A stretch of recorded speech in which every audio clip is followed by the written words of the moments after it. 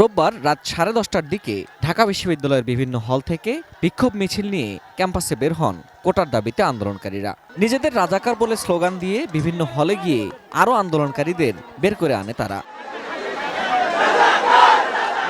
Campus প্রদক্ষিণ শেষে রাজু ভাস্কর্যের সামনে জড়ো হন আন্দোলনকারীরা। এ সময় সরকারি চাকুরিতে কোটা নিয়ে প্রধানমন্ত্রী শেখ হাসিনার বক্তব্য প্রত্যাহারের দাবি করে স্লোগান দেয় তারা।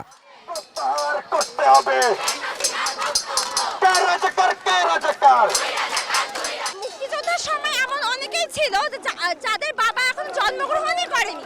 তা আমাদের বাবারা জন্মগ্রহণ না করলে তারা যুদ্ধ করবেই বা কিভাবে? 50-52 বছর পরে এটা যে কত বড় একটা লজ্জাজনক ঘটনা, এটা আমাদেরকে ভাবতে হবে, আমাদেরকে আরো বেশি ভালো করে ভাবতে হবে। সেই দিকে ঠেলে দেওয়া হচ্ছে আমাদেরকে এবং বলা হচ্ছে এটা কিন্তু এটা স্বতঃস্ফূর্তভাবে বলতেছে শিক্ষার্থীরা। এটা কয়েক সেকেন্ডের মধ্যে শিক্ষার্থীরা হলে হলে সমসুরে চিৎকার করে বলতেছিল, তুমি কে, আমি কে, রাজাকার রাজাকার। বিক্ষোভ মিছিলে কোটা সংস্কার নিয়ে চলমান আন্দোলনে নেতৃত্ব দানকারীরা থাকলেও গণমাধ্যমে কোনো কথা বলেনি তারা। রাত 1:30টার দিকে রাজু ভাস্কর্য ত্যাগ করে কোটা বাতিলের দাবিতে আন্দোলনকারীরা।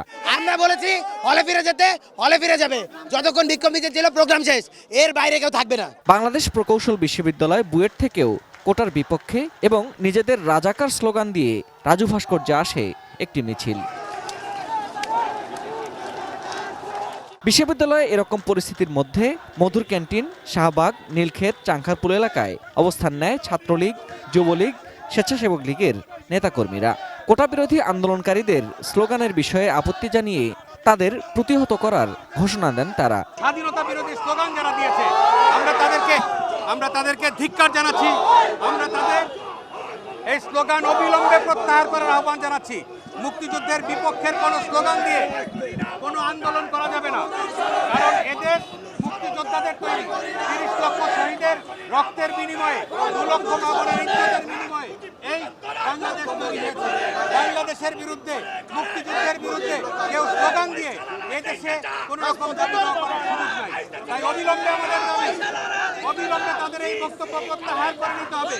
তাদেরকে সুষ্ঠু আন্দোলন করতে হলে মুক্তিযুদ্ধের বিপক্ষে একটি কথা যদি বলেন, সারা বাংলাদেশের মুক্তিযুদ্ধের পক্ষের সকল শক্তি মুক্তিযোদ্ধাদেরকে সাথে নিয়ে আমরা মাঠে থাকবো এবং তাদেরকে প্রতিহত করব।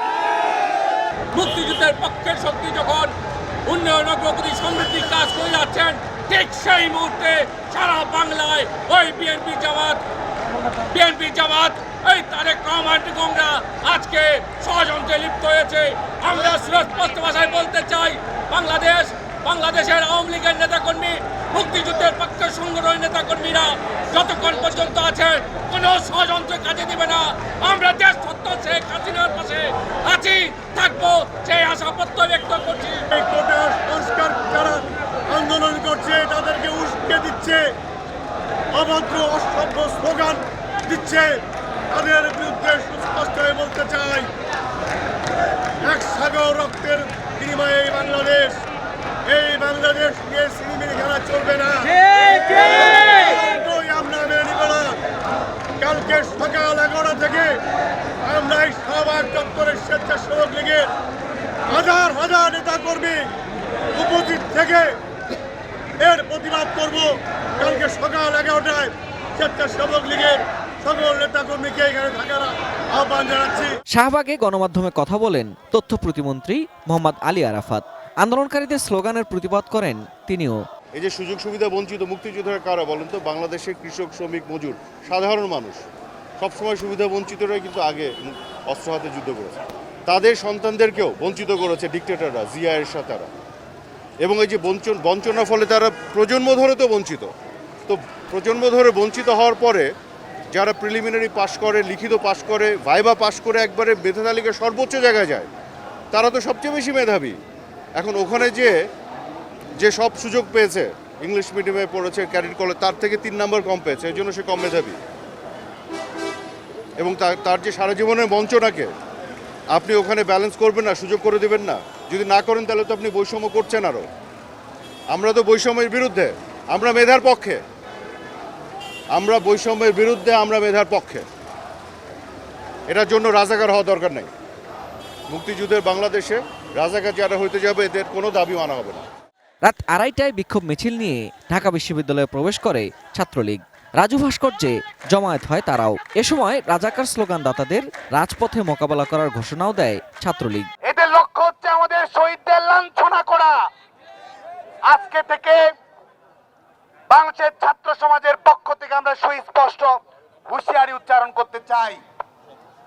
প্রিয় বন্ধুগণ, আজকে এই সন্ত্রাস বিরোধী রাজু ভাস্কর্যের পাদদেশ থেকে বাংলাদেশ ছাত্রলীগ বাংলাদেশের ছাত্র সমাজের পক্ষ থেকে ঘোষণা দিচ্ছে, আজকে যারা নিজেরা বলছে আমি রাজাকার, তাদের জন্য বাংলাদেশ ছাত্রলীগ রাজাকার কোটা চালু করলো।